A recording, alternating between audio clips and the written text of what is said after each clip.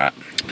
Welcome to Film Phreeks. This is Justin Llewellyn. Eddie Williams. And tonight we're going to be doing another retrospective of one of the most iconic science fiction franchises of the 1980s. And probably one of the easily top 10 best trilogies of all time. Absolutely. And this is what we're going to talk about is the Back to the Future trilogy, which started out in 1985, where we have Back to the Future, directed by Robert Zemeckis. Robert Zemeckis, and executive produced by Steven Spielberg, and stars Michael J. Fox and Christopher Lloyd, Leah Thompson, Christopher Gulliver, and so on. And this tells the story of, as you know, the classic story of Marty McFly, who ends up befriending Doc Brown, who builds a time machine that can actually go back in time, and he ends up going back in time to basically change history and stuff. And now, before we get into the film, I gotta say that going into a little backstory, I'll admit this is one of the films that, even to this day, I grew up with a lot growing up. Yes, I did grow up with this. Not to mention, I've been on all the rides for these movies in Disney World.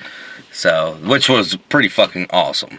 But yeah, this one, it starts out where he befriends a Doc Brown, who is in the process of making a time machine, but he stole plutonium from the Iranians, one of the Libyans, and you know, Michael J. Fox's character meets him. And this is set in the 80s, which is a perfect 80s setting. Yeah. And, you know, he's got his home life, which isn't the greatest at the time. And he's got his girlfriend that he's desperately fallen in love with and wants to take out on a weekend trip in their new truck. Well, when Doc Brown gets into the mix and gets killed unexpectedly from the Libyans finding out where he was at, Marty McFly, trying to escape, actually goes 88 miles an hour, the famous 88 miles from a DeLorean time machine, and goes back to 1955, where he has to basically find Doc Brown there and convince him that, hey, you made this in this year. And it happened. Yeah. Now, before we go into more of the plot, I will also kind of go into this backstory. Believe it or not, this film was actually going through quite some changes over the production. Because believe it or not, before Michael J. Fox was casted for the role, they actually wanted Eric Stoltz for the role. They actually had test footage of him playing the role of Marty McFly. But because they felt like Eric Stoltz was kind of playing a little too serious, or they weren't, because Spielberg felt like he wasn't really on par with the way they were going for, they decided to replace him with Marty McFly, because with Michael J. Fox, because originally Michael J. Fox was casted, but because of his scheduling conflicts with Family Ties, he had to drop out due to scheduling conflicts. And so he came back when he did when he was, while at the same time he was working on Teen Wolf, he actually was just down the street from when they were filming Back to the Future, and he got a call. He was approached by Steven Spielberg to do the role for Marty McFly, and he was able to come in to complete the role that Eric Stoltz had left from. Yeah. And basically, he was cast from there, and he became the iconic character that we know and love today. Yeah. So while he's in 1955, he's got to go find the old Doc Brown, convince him, hey, you made this time machine, and I'm going to need your help. Get me back to 1985. Yeah, and while this is going on, he's got to live a normal life as a student. And well, he doesn't have to, but whenever he was caught, and something that could have altered his universe of him being born. Yeah, you know, with his mother's dad, which would be his grandfather, hitting him with the car, and then his mother falling in love with him. His mom, his own mother fall in love with him. Now, you know, that can alter his future, and he's got to find a way to fix it. So, you know, you get the story where, you know, he's trying to change the history, basically, and fix the history, not change it. Fix it, but also change at the same time. And while this is going on, living amongst stuff, he's got to adapt to the 55. He's got to adapt to Biff, the bully ass motherfucker, and played by the excellent Thomas F. Wilson. While getting to know his dad, who is a sci-fi geek, and teaching his dad not to be a pussy. Yeah.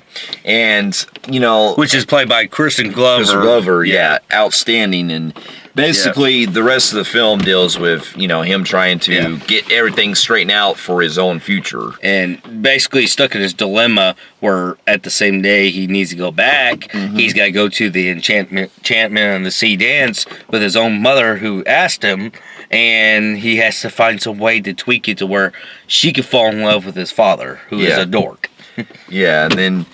Yeah. While Biff jumping in the way. Yeah, and then there's just so many iconic moments, like especially with you got, you know, the scene with him trying to convince his dad, like when he's trying to pose as Darth Vader. He's like, "My name is Darth Vader." Yeah, Vader. And then, not to mention, there's other people who are not appreciated enough, like Strickland. Yeah, like the bald dude, the principal. Principal, he reminded me of a buzzcut principal.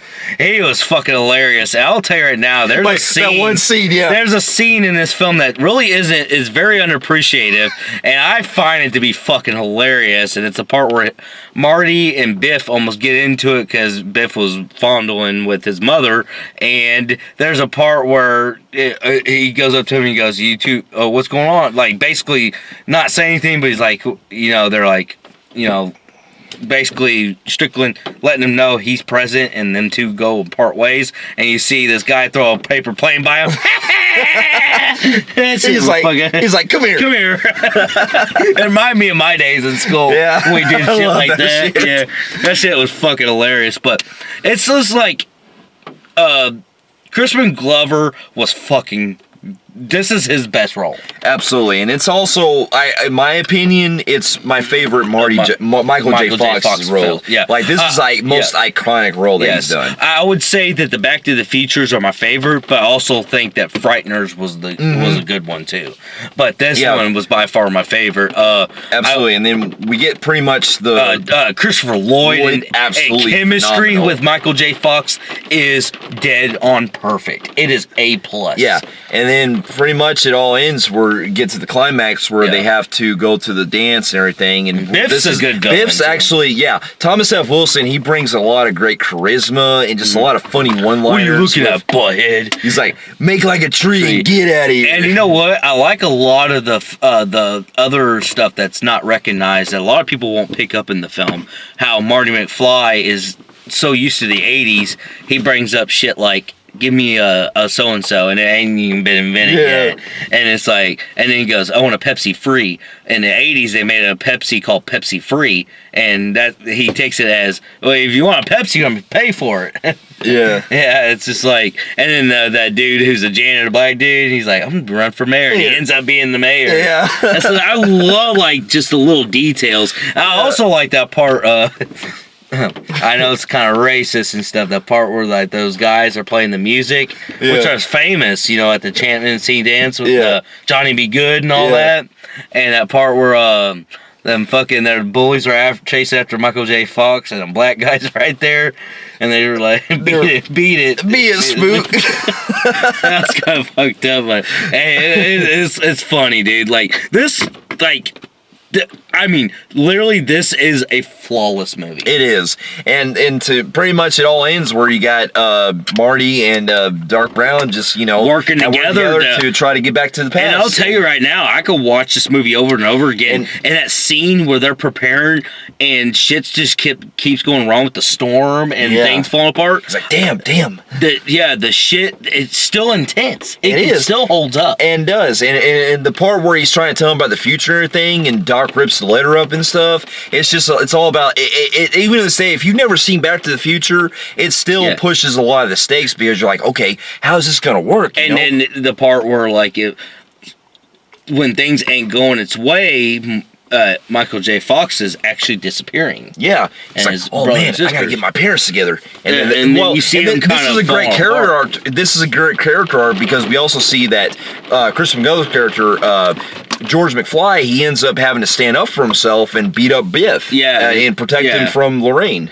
Yeah, protect Lorraine from Biff and the music, Earth Angel, all that stuff. I mean, everything is so freaking perfect. And it's funny because about Strickland, he's also still the principal in the 80s. Yeah. And he goes, was he always bald? Was he? Did he always have? Did he ever have hair? And, yeah, always hair. Was he always a dick? Yeah. And stuff. So, man, I mean, what can you say, man? The setting of the 50s was perfect. It was. Oh, and what's funny is this film has also been compared to like another film that came out around the same time called Peggy Sue Got Married, which was a similar film that deal with like changing history and stuff. Yeah. This film, I never seen Peggy Sue Got Married, but Back to the Future I always feel is one of my all-time favorite, not only science fiction films, but also one of my favorite coming-of-age film as well. Yeah, it's up there for me. And it all ends pretty much where Marty goes back in time and he's able to actually fixes his timeline. And he ends up, seeing his parents are happier again, and they're actually a lot different. Actually, they're a lot different this time because, like I said, his parents were losers. Before all this happened. His Biff was kind of like Biff fucked the car up. Old Biff fucked his car up and said, "Hey, you're gonna pay for it." Yeah, and stuff like that. Now in this one, he made it to where Christopher Glover, his own father, could be a fucking successful author. Yeah, and he's got confidence. Yeah, he's sophisticated. He's like got his mom has got a good body. Yeah, and he's got Biff working for him now. So what he did was he wanted to make sure he could alter it to where his family can come out more not so white trashy. Yeah, and then we pretty much in where we got him trying to go looking in the garage. He's got keys to his fucking truck. Yeah, and he made sure Biff was a loser. Hey, I'm sorry, I waxed your car up. Yeah, I waxed it for you. Yeah, and then we got Doc coming in at the very end, and where he's like, "Marty, I gotta bring you back to the future." He's like, "What happens in the future? Do we become assholes or something?" He's like, "No. This concerns you and your kids. Yeah. It's about your kids, Marty." And it ends on a fucking cliffhanger. Yeah, where they end up going to the future. We don't need roads, we go, and they end up leaving from the DeLorean and going back in time. And it all ends on, which is funny because the way it ended, I actually remember fondly when the movie ended on VHS. They had a "to be continued" logo when it ended on there, but they unfortunately discontinue it after later releases. But it was actually to set up a sequel. Yeah, and I gotta admit, like Back to the Future, even on its own, it still holds up as one of my all-time favorite classic movies. Yes, it is considered easily in my top 20 favorite films ever made. It is the best, and the first movie is the best of the trilogy. It is, and I love the performances. Michael J. Fox, he was absolutely perfect. It would have been interesting to see Eric Stoltz, but I'm glad that they picked Michael J. Fox to play the role. I think Michael J. Fox because he brought so much like charisma and everything that what this character needed. And not only that, not to mention, I love a lot of run-ins with Biff. Yeah. Or like in the cafe scene. He's like, oh my God, Calvin Klein. I like how you said Calvin Klein as in he's the clothing line. Yeah. So he has to use it. Stuff and this movie is completely flawless. It really is. Like even to say it has such a really great rewatchability. It's a great coming of age story. Mm-hmm. It's just got everything you want out of this type of movie. Yeah. So with that being said, I'm going to give this film a very high phenomenal grade in Film Phreeks meter because the reason you don't hear that very often is. You don't hear it very often because this is in my top 20 favorite films ever made. Absolutely, same here. It's a very high phenomenal grade on the Film Phreeks meter as well. It's in one of my top 10 favorite movies of all time. It's definitely one of the best movies ever made, and it's it's my second favorite. Well, it's actually my all-time favorite Michael J. Fox films of all time. Exactly. All right, and. So after the success of Back to the Future, it was granted that a sequel would follow, and it was actually weird because when Back to the Future came out, it was a tremendous success and it gained a lot of recognition. But it was they actually went on a hiatus for a while until they even made another one. Because this one it came out in 1989. 85. Oh, the first one did. 89 was the second one. 89 was the second one, so they actually took about 4 years to do the next one. Yeah. And Robert Zemeckis, when he was doing it, he was pretty much trying to continue with seeing how the franchise would go. And believe it or not, when the second one came out, I actually didn't see this one until a lot years later. Because growing up, I was always watching the first one. I always wondered, because since I seen that To Be Continued logo at the very end of the film, I was like, where's the second and third one at? Or where's the second one at? And then I come to find out, like, oh, there's other movies that are coming out, or there are other movies that were there. And then I never got a chance to watch 2 and 3 until years later. And so years later, when I finally watched it, I was like, oh, okay, that's where it's at. And then basically 2 picks up right where the first one leaves off, where you got 2, once again by Robert Zemeckis, and you got bringing the original cast back. And this time you got. Here's the weird thing: in the first film, you had the chick, the girl that played Jennifer in the first film was a different actress, but here they got Elizabeth Shue to replace her in this one, which I was like, that's kind of weird. Why'd they get a different actress to play this one? I don't know the whole detail on that one. But basically, they got her to replace her, and then they start off with they're actually heading ahead in the future. Yeah, where they're going to 2015, which actually, I will admit, this movie actually predicted quite a lot of stuff for 2015. It did, and even some of it moved on to 2016. Because there was this homage where the Cubs can never win a World Series. Yeah. Unfortunately, they fell short in 15, but they did it in 16. Yeah. So that was close. And then they were wrong about Jaws Part 19. Yeah, but there was a lot of things that the future they go into actually predicted what we see nowadays. Yeah. And what I really appreciate and why 2 really got a phenomenal following in 2015 is they were actually trying to.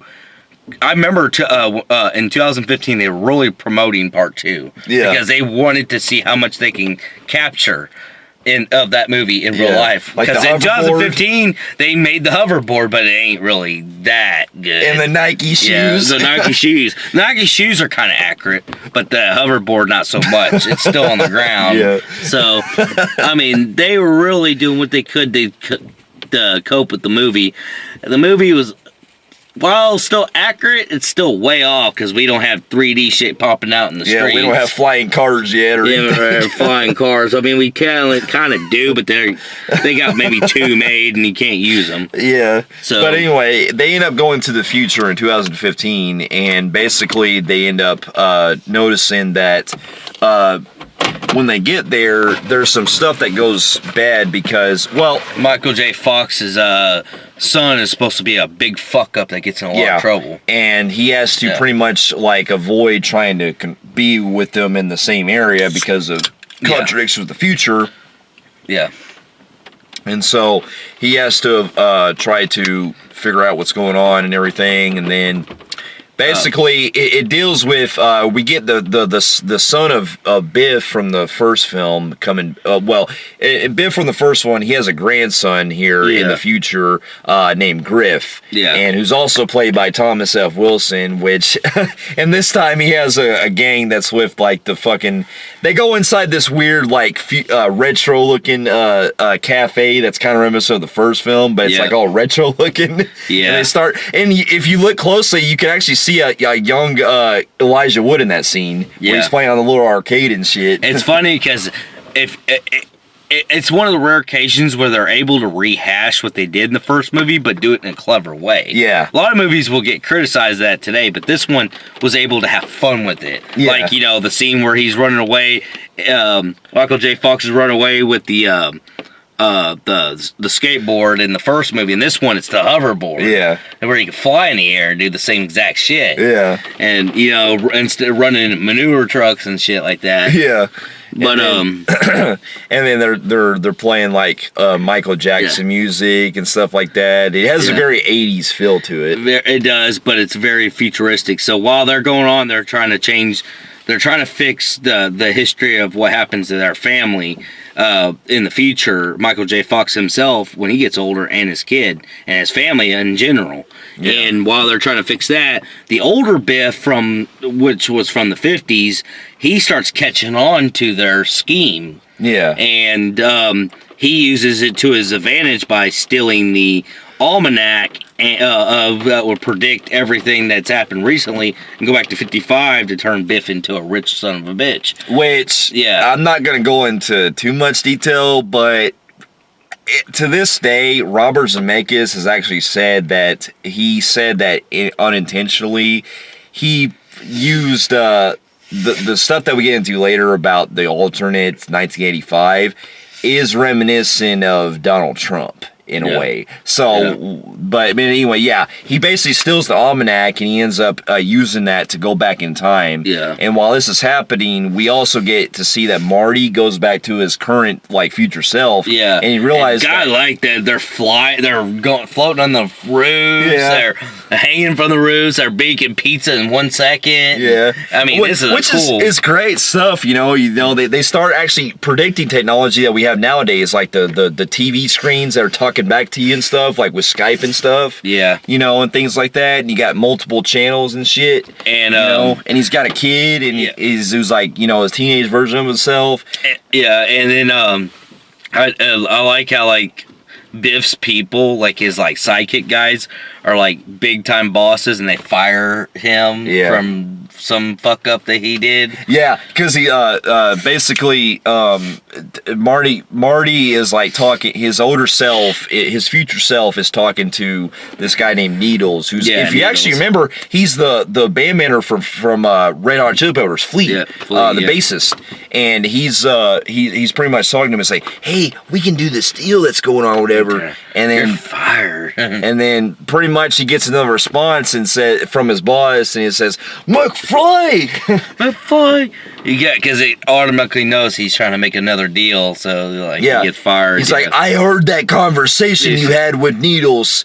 You're fired." He's like, "No." And then he ends up getting fired, and then they actually have a little fax machine thing that comes fired. Yeah, it says fired, yeah. So anyways, they basically are trying to fix up their history. And then something happens because Biff took the DeLorean back to 55. They have to go back to the first movie again. Yeah, and do that over. So they have to redo the first movie and basically go back to events of the first movie, which I'll admit, that I thought was fucking clever. It was.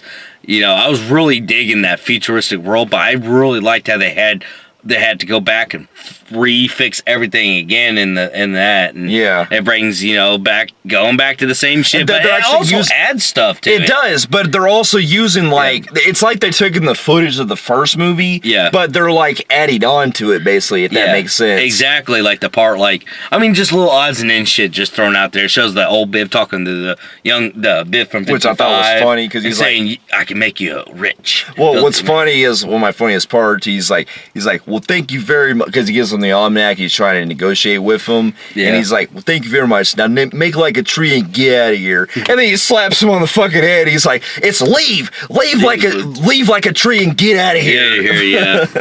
You sound like a damn fool. Yeah. I also really enjoyed a lot of Strickland a lot in this one, the part where you have Strickland in the future. They do a thing where it's kind of twisted, where Biff is running the world. Oh yeah, that's what I was gonna say. When they have to go back in time at first, Marty. Well, we forgot to mention this. Marty goes back to an alternate 1985 where he thinks that he's basically at home, and he goes in there, and it's actually he ends up going to a different present than he was before. Yeah, and it's Biff running the world, and it's basically reminds you of Mario Brothers with Koopa, where he has that big building and everybody else is all poor. Or it's the equivalent of not gonna go into political shit, but I'm just gonna say it's the equivalent of what some have considered nowadays with Donald Trump. Yeah. It's like that era, basically. And in the part where Strickland is like, shoot at motherfuckers, you slackers! You slackers, get out here! I like it where Michael J. Fox thinks he's crawling in his house and it's a black family living there. Yeah, that's what I was gonna say, yeah. You know, maybe and the dad comes in, swings a baseball bat and stuff. And Strickland's just like became this like Mad Maxy motherfucker and stuff. It's like, that school burned 12 years ago. Yeah, and then I also like Strickland back when they go back to 55 again, where he catches Biff reading something he shouldn't be reading, or He's whatever. like, you're a slacker. And takes the little... Yeah, the fucking almanac from him. I think he's wearing a porno. Because, like, he actually covers it, the almanac, with a front cover of, like, a 55's Babe magazine and stuff. So, yeah, well, you got all that going on. They basically got to redo the 55 again. Yeah, because in the current present time, the alternate present, the dad's dead. George McFly got murdered by Biff because in this alternate timeline, it turns out that Biff actually fucking murdered George McFly and married Lorraine. Exactly. And it becomes a really like drug-ridden fucking future. Yeah. And basically, Marty has to end up, he ends up confronting Biff and everything, and then he ends up basically what happened is whenever the beginning, when old Biff went back in time and turned Biff from 55 into a filthy rich man, that filthy rich man like bought everything and took over the world basically and fucked everything up, and that was the alternate issues because that Biff fucked everything up from stealing the DeLorean. So they gotta fix everything by repeating and make sure it goes according to plan. Yeah, and then they go back into the alternate after Marty escapes from the current present, the alternative 1985. He ends up going back to 1955 on the events of the first movie again, and he ends up having to redo scenes from the first film that he was already in, which is rarity that it works so well in this movie. Yeah, which I was actually really surprised they did that, and they end up going through the same situations where this time he's actually spying on old Biff and young Biff actually confronting each other, and that's when we get that scene where they're talking shit to each other. And basically, Marty's already not there while he's while Doc Brown is trying to communicate with him and everything. And then we get the under the sea dance where he ends up having to steal the almanac and everything from Strickland. Yeah, after Strickland takes it from Biff. And then you get a scene towards the end where pretty much he ends up getting the almanac back, and then the DeLorean ends up in the air because Doc's still in the DeLorean, so he's still in the air and he's trying to come in here, but the lightning ends up striking it, and it ends up going back in time somehow. Yeah, it ends up going back in time. That's what it was. Cut that out. Yeah. It ends up going back into 1885. And he gets a message from this guy that comes to him that says that Doc Brown ended up going back in time to... He sent him a letter that ends up going back... They said he went back in time. That's what it was. Yeah. And he ends up going back in time. Yeah, the guy showed up. And pretty much...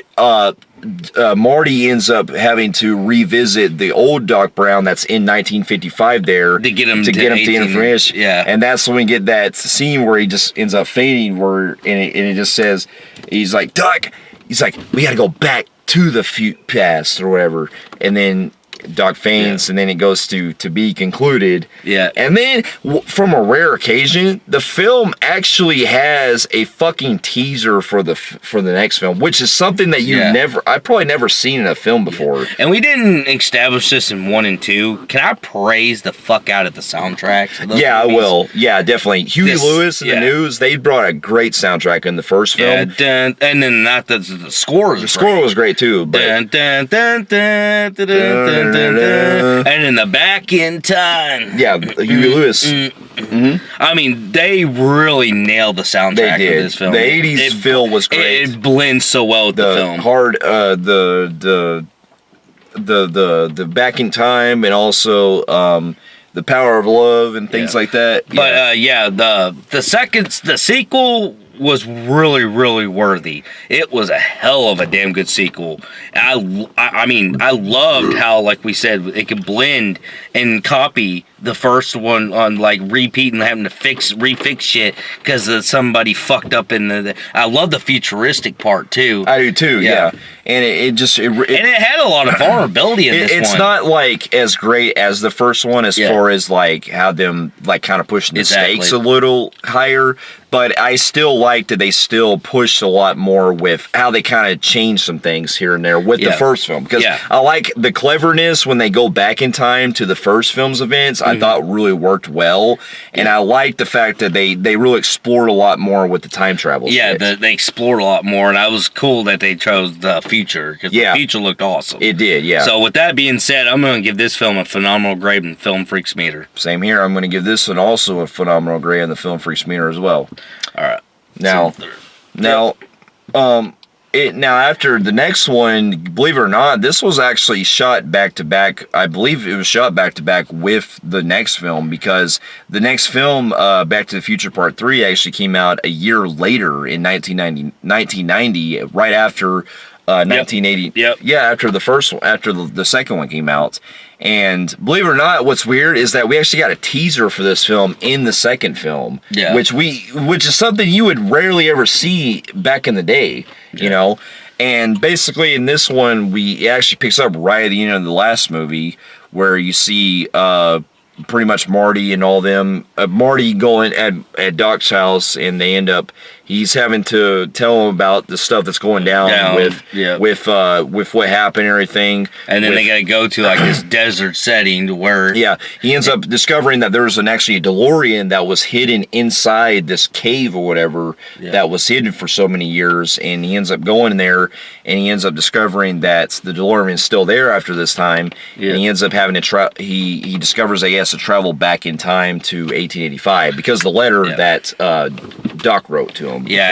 So they go and find a desert setting where he knows he's going to land in a spot where he's at. They fly. He goes in there and ends up in 1885. And next thing you know, he sees Indians coming right at him and stuff. And already from the get-go, you can tell this movie was going for really a Western feel for it. It was a lot different from the other two films. And we forgot to mention also that Crispin Glover also had a controversial issue where he backed out. In the second film, we forgot to mention this. In the second film, he didn't come back because there were some creative differences with him and Spielberg in the last film. Well, he also got he got a little too, what I'd say, ego-ness. Well, he wanted to have the same paid as he was with Michael J. Fox, from what I heard. Despite him not being a known actor. And basically, as a result, due to some creative differences with him and Spielberg, Zemeckis ended up recasting him with another guy in the second film. But what they did was they used the same likeness of Crispin Glover in the second film, and Crispin Glover actually sued them for doing that. So basically, but that's another story. But yeah, they're basically, he's in 1885 and he's on his way to look for Doc at this western town of Hilldale where they live. It's back in the 1885. When it was first being built, and he's looking for Doc Brown, and he runs into Biff Tanner's western self. And I forgot his name. Mad Dog Tanner. And Tannen. He's known as a gunslinging killer, outlaw, and pretty much. He goes on, and so Marty, they're pretty much, he has to go on an identity of Clint Eastwood. Which is where he actually names himself Clint Eastwood. And pretty much he goes into town and everything, and. What's funny is he actually comes across these, before he goes back in time, he comes across these posters that shows these movies that Clint Eastwood was in, Return of the Creature from the Black Lagoon, and also this other film that, I forgot what it was called, but whatever it was, these movies that were from the 40s and 50s that Eastwood was in at a young age. And basically, when he gets there, he discovers that Doc's there, because after some trouble happen with Tannen and his men, Doc saves him from being hanged and stuff, and he sets a date for him of when he will be, coming back. Mad Dog Tannen, he some shit where it's kind of similar to the cafe scene, and they get in this big fight, and it leads to Michael J. Fox getting hung, and then Christopher Lloyd's character saves him, only for a bit Tannen, Mad Dog Tannen getting mad and saying, "All right, we're gonna have a shootout. Yeah. In the winter, we're gonna have our shootout one day." And while that, so they say, "But we'll postpone it." So while they do that, they go on and they move on to other things, and basically Doc Brown and him are planning on a way of how they're going to get back because the DeLorean gets destroyed. Yeah, because when the DeLorean enters the Western era, it ends up getting destroyed after the if I remember correctly, wasn't it because the Indians were? Yeah, they crushed the thing and broke the flux capacitor. Yeah. And so basically, they have to end up using. Doc's plan is to basically use the train to try to push the DeLorean back in time to try to get it back in time. And the only way it can do that is if it pushes it for so much speed. And the train can only go up to about 60 or 70 miles an hour at least. Yeah, so they have to. The whole movie, they're developing new stuff. To make it go faster. And while this is going on, he meets a woman who's actually Claire, who's named after a bridge, and she was supposed to die off of, and that's what named their town's bridge, and they altered that fucking universe. Which ends up becoming Christopher Lloyd's love life in the movie, and basically, the whole movie is basically simple. It's very actually kind of simple. Because it's really more about them getting home. It's them getting home, and it takes a more a more Western angle where it shows that Doc is trying to get involved with Clara, and then you have Marty trying to avoid Mad Dog Tannen and all them and all that, and it's pretty straightforward. And then you also have him trying to. Basically, there's actually even one point where Doc and Marty, they fucking even swap catchphrases. Yeah. Where they're like, he's like, "Great Scott," and he's like, "I know this is heavy." Where they switch their catchphrases. Yeah, the catchphrases. Yeah. And pretty much, as the film goes along, they get you get between the Doc Brown and Tannen, they get into it to where they got to meet at a certain day. Yeah. And it's at the same time they want to get on that train and get the hell out. Yeah, and the movie kind of takes more of a kind of more slower route, which I felt kind of dragged a little bit compared to the other two films. Yeah, because the other two are fast-paced and very interesting. But, I started kind of losing interest with even though Doc Brown and that girl fall in love, Claire, is genuine and all that. I was starting to lose a little bit of interest in the story with that. Yeah, it does brings a lot drags. of slow. Yeah, it does kind of drag on along with it and everything, And plus, I just felt like it kind of threw the pacing off, basically. Yeah.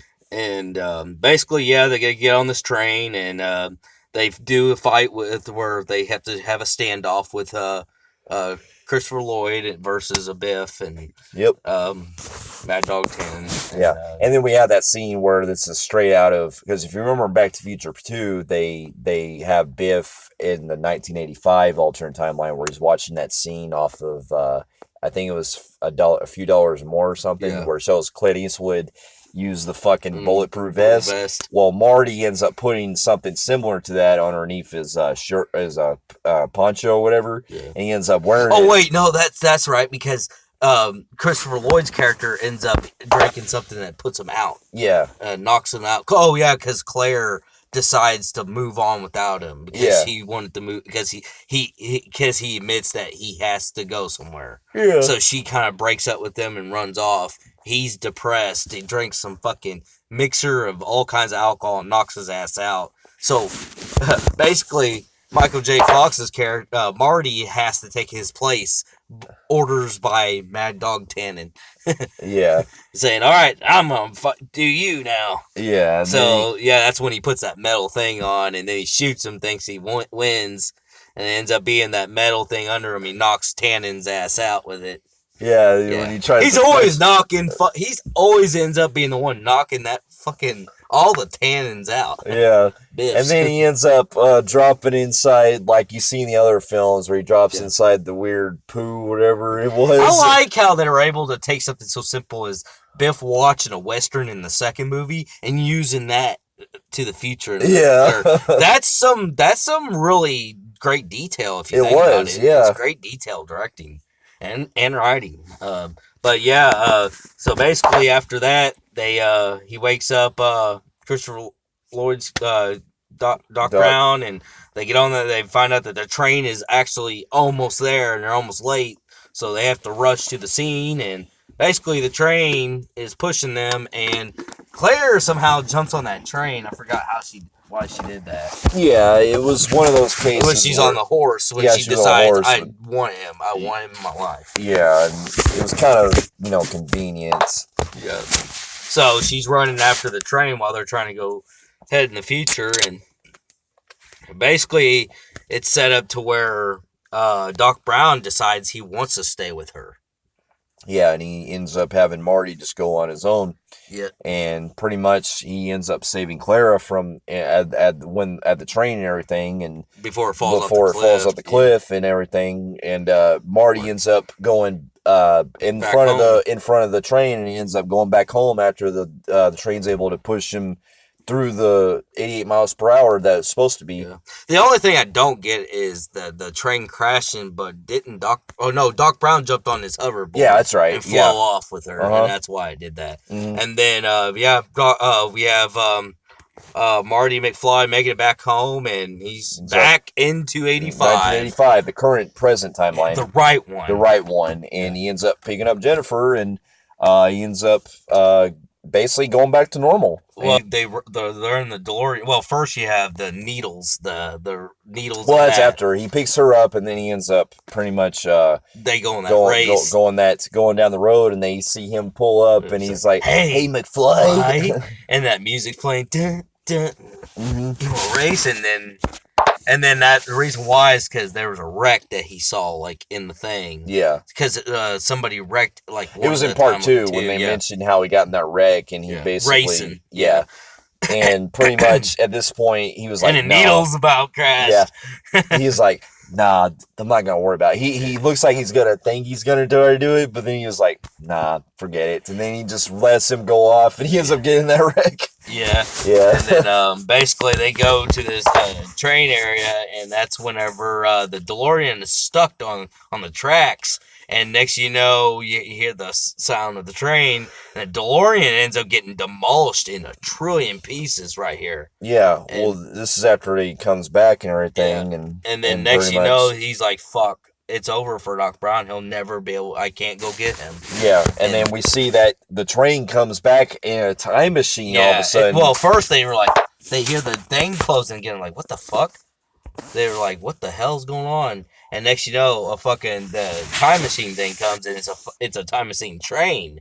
Yeah. And Doc Brown has had 2 kids, and he's married with 2 kids with her, and all that stuff, and basically brought back a lot of the cool features of what they did, like classic, like the photo thing when they did the Colt 45s and stuff, and a lot of stuff, and basically gave him like a life lesson and words of wisdom, and said that he's gonna go and explore the world, universes, and he's like, "Are you gonna go back to the future?" He's like, "Nope, already been there. Yep. I'm going somewhere else." Yep. And then that's the last time we'd see them too. Mm-hmm. Yep. Until we'll get to it later, but this is pretty much the end of the trilogy right here, and it pretty much ends where they go on their way, and it ends right there. Yeah. And now I will say that it is still a really good movie because, like I said, the trilogy is like really perfect. However, it is my least liked of the series. It is. It's definitely my least liked, but I still like that it ended the trilogy the way it was supposed to go. I do admit that it's definitely my least watchable out of the other two. It's my least because the first 2 had such a great the writing is very strong. The story, the way they did with both of the first film, the first and second one were very spot on and so like investing. The third one just kind of sticks out, and while it is still good, it's still very kind of standard. It's very standard and straightforward and just like, okay, blah. Let's get it over with. Let's close it right here. Even though it's still good and a lot of interesting things. I like the Western setting. Yeah, I like that, the chemistry there is still great with Marty and Doc and everything. It's just, I like the Western setting. Number one, I actually like the Western setting. Yeah. I'm one of those rare men that likes the Western setting. I like what they do with it. I just wish that, they could have done a little bit more, stuff that they kind of do. Well, like what you're trying to say is 1 and 2, the way they were able to write is just little stuff pinpoint the future of what the next movie was going to do. Yeah. And stuff like that. While it does that so much, and so many twists and turns happen in 1 and 2. This one, really, there ain't no twists and turns. It is really an A to B to C to D story. Yeah. So, yeah. And so, with that being said, even though this is my least liked of the trilogy, it's still a really good, perfect closure to the trilogy. And honestly, I kind of wish they wouldn't make any more after this, because honestly, I don't want it to be remade and I don't want it to be continued. The good news is the director, one of the few times you don't see many directors do this often, that one guy, the Malakis, whoever, the director that's done Zemeckis, who's done all 3 of them, actually owns 100% of the movie. You don't see directors ever own 100% of anything. However, this director does, and he's refusing to even give up at all costs. No money offer. And he wants this movie to stay in his family's bloodline. So, nobody can't touch it. Nobody can without anything. Kind of like Jaws. Yeah, they literally can't fucking do anything, because it's not like John Carpenter owning Halloween, because really it's not. He doesn't even own 100%. He owns this, and then the studio owns. Zemeckis actually fucking purchased 110% of the movie, of the franchise. So nobody can do anything with Back to the Future. So far, until he decides, or if his kids end up fucking up and saying, I'll sell it, or I will, let's make another one, it will never be touched. So I'm glad. So with that being said, with all of the things that this film did and all the things that were, kind of off, it's mainly into the stuff with the Clara storyline and the kind of stuff that they take with that's kind of drawing back. Yeah. I will admit that as a good closure to Phreeks, I'm going to give the movie a very high compelling grade on the Film Phreeks meter. I'm agree with you on that. High compelling grade in Film Phreeks meter. And now after Back to the Future Part 3 came out, it was determined at this point that this was a trilogy. They weren't going to do any more after this. Yeah. However, there were some rumors for a long time that supposedly we were going to get probably another one for a while, but that never came to fruition because Zemeckis didn't want to do anymore. Yeah. And also, keep in mind, while this was happening, we also had the Back to the Future animated series that came out, which I never saw, but I heard that, much like with the Rambo series, it's a series that I didn't even really know existed until years later. I don't think anybody did. And not only that, they also had an NES game, which was really terrible. Yeah, the NES game, I actually remember playing it on a simulator. Because talk about a game that literally NES, that was known for that one fucking company, that Rainbow company. LGN, known for where they literally fucking take the title just to sell for show. And then it literally has nothing to do with the movie. Well, yeah, because in that game, you're just collecting clocks and shit going around. And bowling balls and not trying to trip over fucking water hoses and shit. It's like, what the fuck is this dumb shit? Yeah. And it actually reminds you of Paperboy in a way, because the way it's shot. Does, yeah. And then if you, hit the wrong hole, you fall down and you get hurt. Yeah, I remember that. Yeah. But, however, there was another video game that surprisingly got me interested back in 2011 that came out, which, believe it or not, was actually a big thing, which came out on the PS3 and on the PC, which was called Back to the Future of the Game, which, believe it or not, was written and created by Bob Gale, or, Bob